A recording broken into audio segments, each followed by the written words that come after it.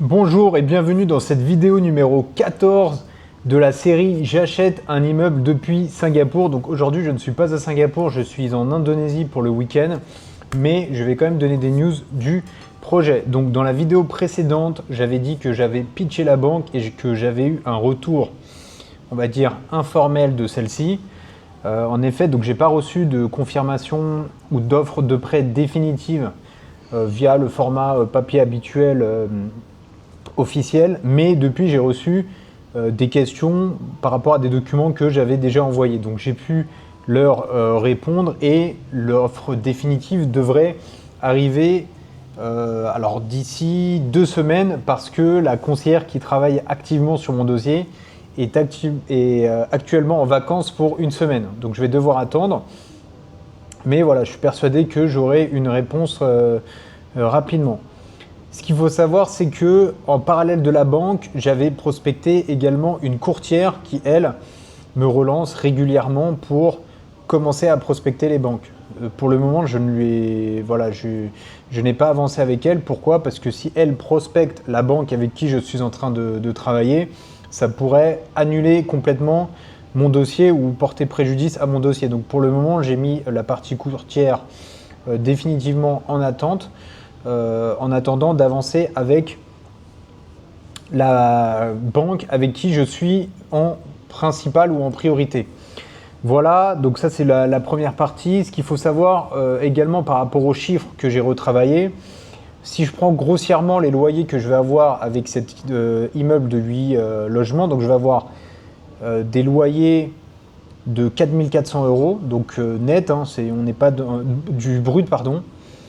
Et si je soustrais, on va dire, la partie crédit qui sera grosso modo de 2 300 €, on sera sur un cash flow mensuel de 2 100 €. Ce qu'il faut savoir, c'est que sur ce bien immobilier, vu que je vais faire 80 000 € de travaux et que je serai en déficit foncier, en gros, je ne paierai pas d'impôt. Après, bien sûr, il y aura toujours des frais, assurance, comptabilité, etc. Mais si je ne prends pas en compte ces frais, j'aurai un cash flow de 2 100 €. Si je fais un calcul très simple, en me basant et en comparant sur la moyenne des retraites en France, ce qu'il faut savoir, c'est que la pension moyenne en France, si je prends les datas du DREES, qui rassemble en fait les pensions moyennes nettes de tout régime en France, le montant est de 1 512 €. Et ce qu'il faut savoir, c'est que pour avoir ce montant de 1 512 €, les personnes qui ont ce montant-là cotisent sur...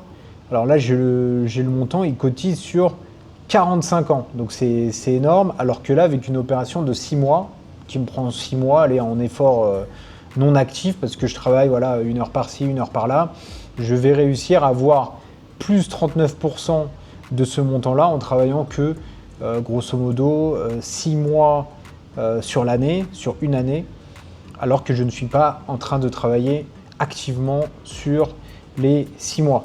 Donc voilà, stat très intéressante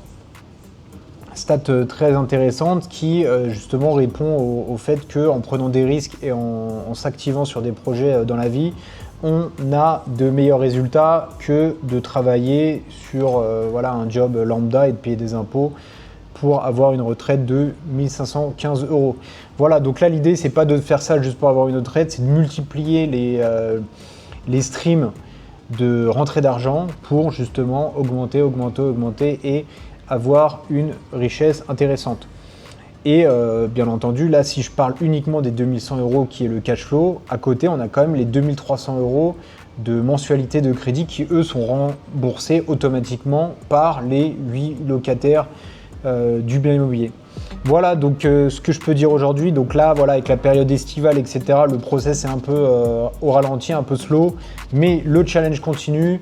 Stay tuned, stay focused, don't quit, take action and see you in the next video.